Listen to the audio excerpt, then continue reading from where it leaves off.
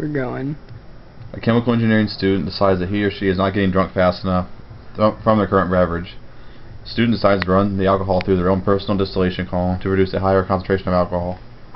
The initial composition has 10 mole % ethanol. Determine the bubble and dew temperature of this solution at atmospheric pressure using Antoine's equation and Raoult's law. Alright, the way you start this equation is you set up an Excel and put in your x1 and x2, which is your liquid fraction. So it tells you from the problem statement that ethanol is 10%, so we'll make that our x1, and water is 90%, which is our x2.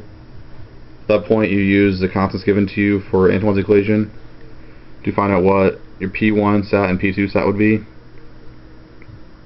Next you find your P total, which is given to you as atmospheric pressure.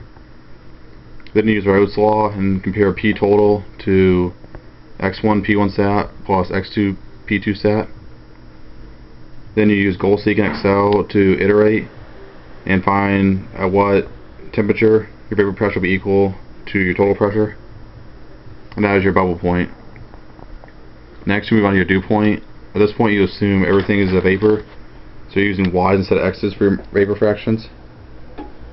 So here you know that all the ethanol is a vapor, so it's 10%, which is your y1, and y2 is 90%, or 0.9. Then you find your pressure again, it's atmospheric, so 101 kilopascals. So here again you set it up, only this time you're going to use P total equal to 1 divided by y1 over P1 sat plus y2 over P2 sat. And again you use goal-seek to find your temperature. So after doing all this, you'll find your bubble temperature is 96.86 degrees Celsius. Your dew temperature is 98.4 degrees Celsius.